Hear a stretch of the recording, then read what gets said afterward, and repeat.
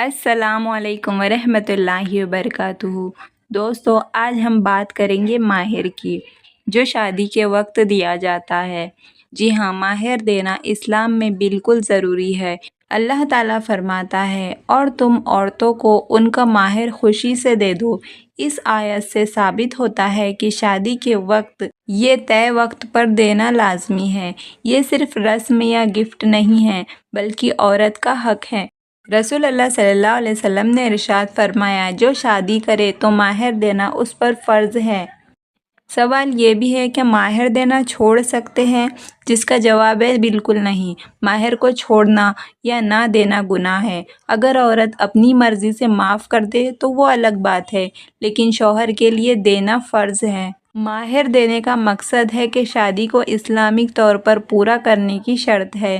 مہر دینا ہر مسلمان شوہر پر فرض ہے۔ بنا مہر دیے شادی ادھوری رہے گی اور اللہ کے سامنے جواب دینا ہوگا۔ سوال یہ ہے کہ عورت کو مہر مانگنے کا حق ہے؟ جی ہاں، مہر صرف شوہر کی ذمہ داری نہیں، بلکہ عورت کا پورا حق ہے۔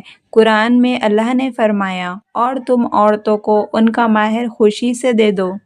اور یہ سورہ نساء آیت نمبر 4 میں ہے۔ یہ آیت ثابت کرتی ہے کہ عورت کو شادی سے پہلے اپنے مہر کی مانگ رکھنے کا پورا حق ہے۔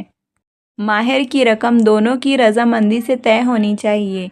مثال کے طور پر حضرت عائشہ نے اپنے نکاح کے وقت اپنا مہر خود طے کروایا، جو اس بات کا ثبوت ہے کہ عورت کو اپنے حق پر پوری بات رکھنے کی اختیار ہے۔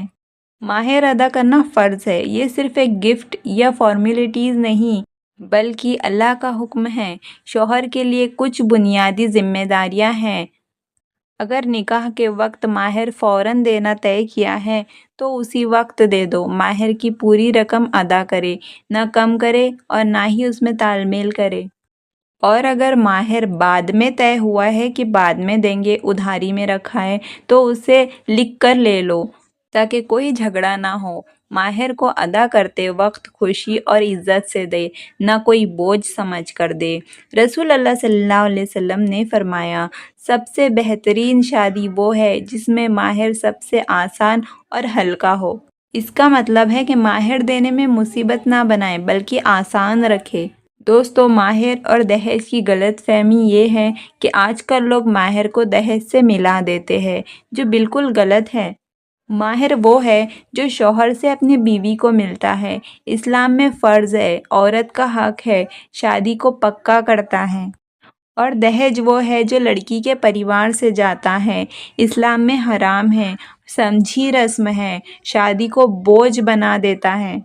مہر اور دہیج کو کبھی ایک نہ سمجھے۔ مہر عورت کی عزت ہے، دہیج ظلم ہے۔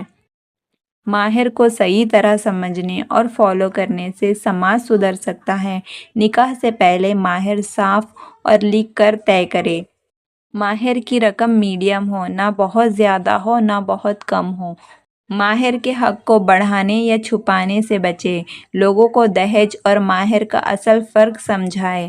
محمد صلی اللہ علیہ وسلم کی سنت پر عمل کرتے ہوئے مہر کو آسان اور برکت والا بنائیں۔ حضرت فاطمہ اور حضرت علی کی شادی میں مہر بہت سادہ اور آسان رکھا گیا۔ اس سے سب کو یہ سبق ملتا ہے کہ مہر رقم سے نہیں، نیت اور عزت سے اہم ہے۔ صحابہ اپنی شادیوں میں مہر کو حق اور عزت کے طور پر ادا کرتے تھے۔ اب بات آتی ہے کہ مہر ادا نہ کرنے کا انجام کیا ہے۔ کیا ہوتا ہے اگر مہر ادا نہ کرے تو؟ مہر ادا نہ کرنے والا اللہ کے نزدیک خلاف فرض ہے، یعنی گناہ کا بوجھ ہے یہ۔ اور اس کا نقصان یہ ہے کہ مہر نہ دینے سے شادی میں عقد یعنی کہ کانٹریکٹ ادھورا رہتا ہے۔ رسول اللہ صلی اللہ علیہ وسلم نے فرمایا، قیامت کے دن سب سے پہلے عورتوں کا حق پوچھا جائے گا۔ عورت کو اپنے حق کو مانگنے سے شرمانا نہیں چاہیے، کیونکہ یہ عزت کی نشانی ہے۔ پریوار کو بھی چھپ کر یا دبا کر مہر کو ختم کرنے کی کوشش نہیں کرنی چاہیے۔ یاد رکھیے، مہر صرف پیسہ نہیں بلکہ پیار، عزت اور اللہ کے حکم کی پیروی کرنا ہے۔ پیغمبر صلی اللہ علیہ وسلم نے فرمایا، تم میں سے سب سے بہترین وہ ہے جو اپنے بیوی کے حق کو سب سے اچھے طریقے سے ادا کرے۔ تو دوستو ماہر ادا کرنا فرض اور ضروری ہے۔ عورت کا حق ہے کہ وہ اپنے ماہر کو خوشی اور عزت سے حاصل کرے۔ جو شوہر ماہر ادا کرتا ہے اللہ اس کے گھر میں برکت عطا کرتا ہے۔ شوہر کو چاہیے کہ وہ اپنے بیوی کا ماہر جلدی اور پورے طور پر ادا کرے تاکہ ان کی زندگی اللہ کی رضا اور برکت سے بھری رہے۔ تو اب تک جس نے ماہر ادا نہیں کیا وہ جلدی سے جائے اور اپنی بیوی کا ماہر ادا کر دیجئے۔ اب مجھے اجازت دیجئے، ملتے ہیں نیکسٹ ویڈیو میں۔ تب تک کے لیے السلام علیکم ورحمۃ اللہ وبرکاتہ۔